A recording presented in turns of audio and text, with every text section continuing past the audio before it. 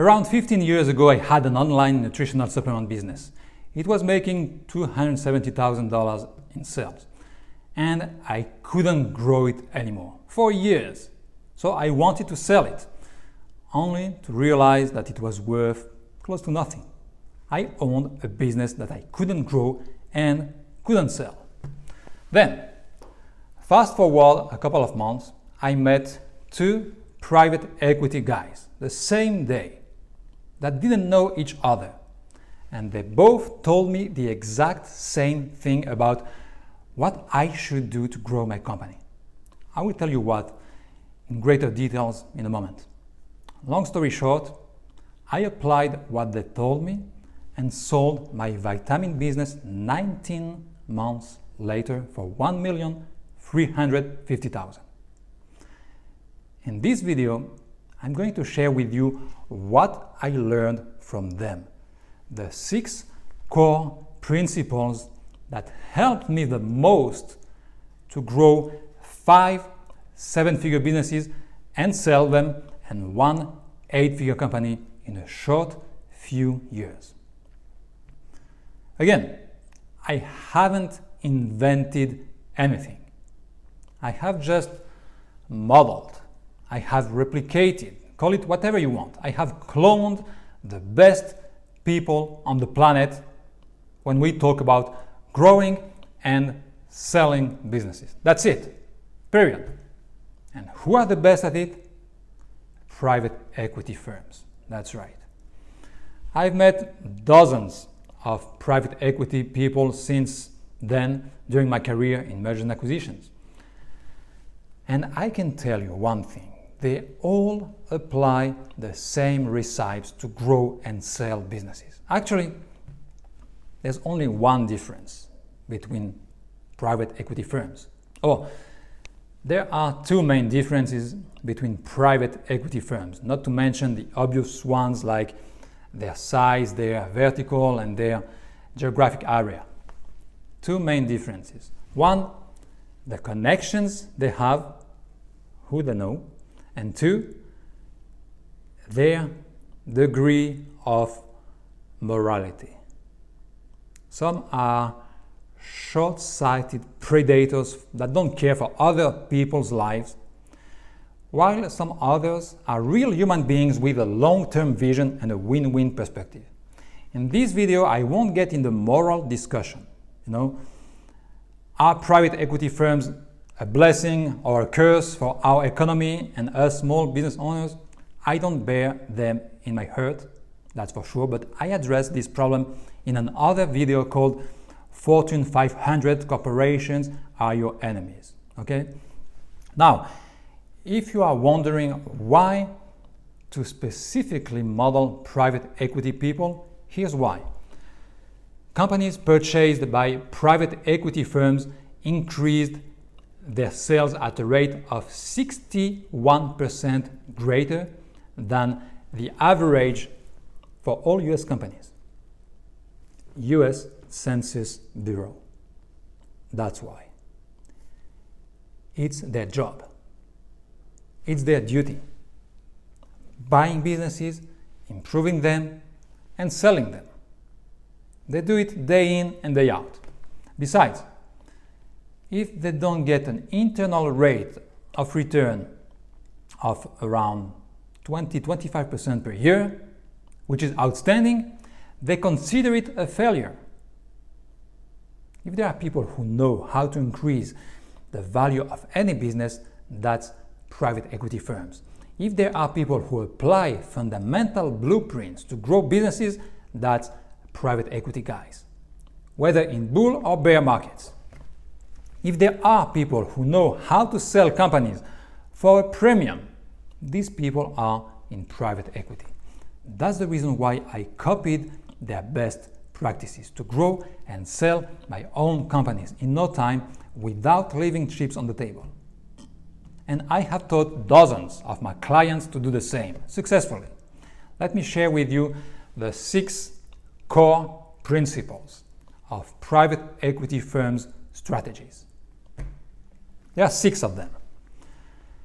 First, specialize your business. Don't be seen as a generalist. It's much more difficult to expand your business if you are just one among many others. Better be first in a smaller market than anonymous in a larger market. Find a gap in your market, find a market in this gap, and concentrate your efforts there to become known as the ultimate specialist in this field. All right? That was first. Second principle, charge your clients upfront. That's how you keep a positive cash flow forever, regardless of your growth speed. And don't tell me it's impossible. Charging upfront is doable in any industry if you are known to provide exceptional value. Or at the very least, use progress billing to cash some money earlier in your selling process. Okay? Third principle, develop a recurring revenue stream with recurring clients.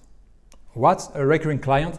It's one to whom you don't have to resell, who brings you money on a regular and predictable basis. Think like a cell phone company or an insurance company in terms of subscribers instead of clients, where people pay a monthly subscription with an evergreen agreement. Private equity guys love this. Next, fourth core principle, a rule that you may have never heard of, that every business owner of companies making more than 20, 30, 50 million in sales use on their companies. You have to mitigate the risk with the rule of 15%. Let me explain. Don't leave your business at the mercy of anyone.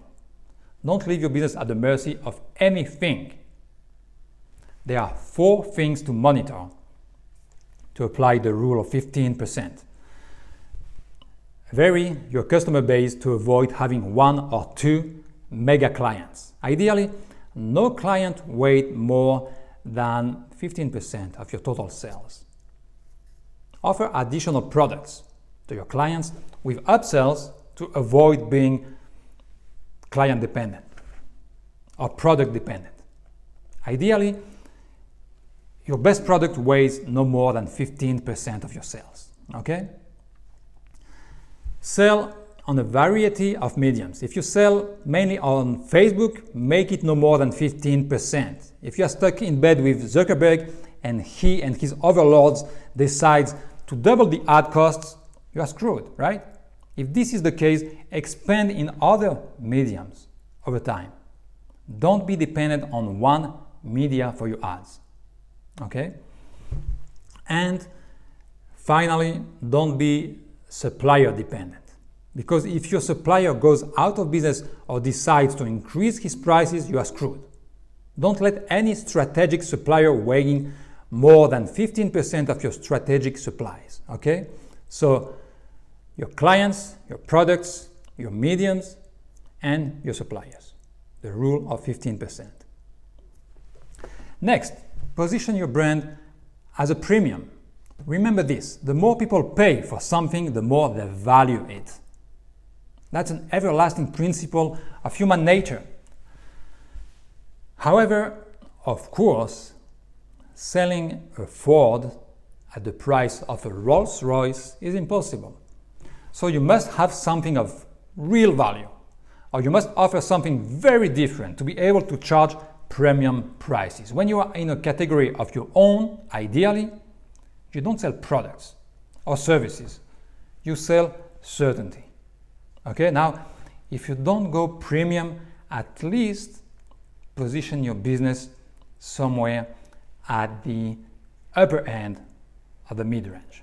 All right? And the sixth and last of the core principles is to pay special attention to your business design. Yes, design is one of the most powerful forces in our lives. Listen to this. It's flabbergasting. On average, for 1% of revenue invested in design, a company's sales increase by 4%. Can you imagine?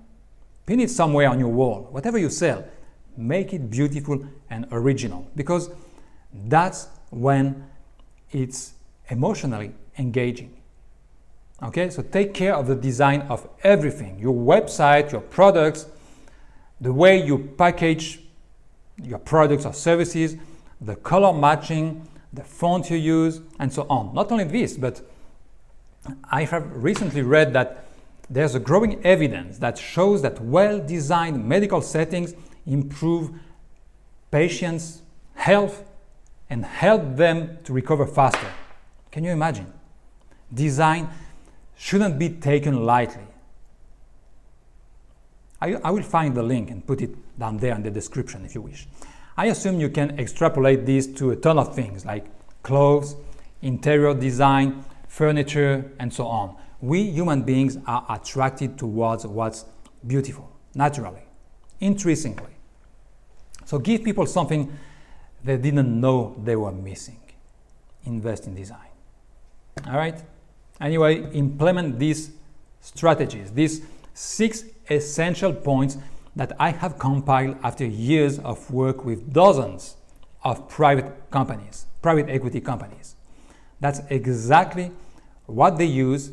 That's how they work to double, triple, or 10x the value of the companies that they invest in before selling them for a premium. Keep these 6 principles in mind. The earlier you apply them on your business, the easier it gets to grow your company and to sell it if you wish. Even if you don't want to sell, implementing these principles on your business brings you, first, it brings your company to greater heights. Second, it gives you peace of mind, because if anything bad happens to you, God forbid, death, divorce, disease, or any disaster, the dismal Ds, your company is ready to be sold because its value is already maximized when you apply these principles.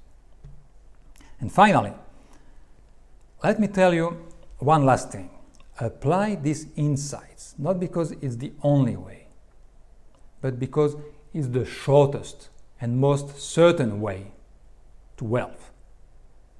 That's how I have done it 6 times.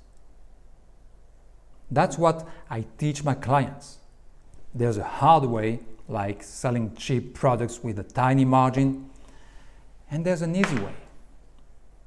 Hence, principle number 5. There's a hard way, such as being everything to everybody, and there's an easy way, such as specializing your business. Hence, the principle number 1. There's a hard way, such as waiting months to be paid and hiring people to call the businesses that owe you money. And there's an easy way, charging your clients upfront, and so on and on.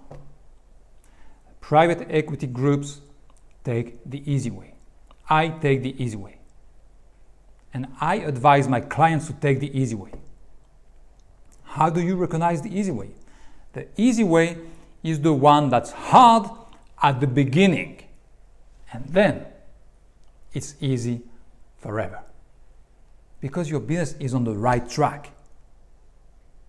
But the easy way needs some work, especially at the beginning. These 6 core principles need to be implemented. The earlier, the better. Again, it's hard at the beginning, and then it's easy forever. Remember this. Private equity guys have done the job for you. To grow your business fast, there are things that need to be done, regardless of what you love. Your business needs to be put on the right track, not by doing what you love, but by doing what needs to be done.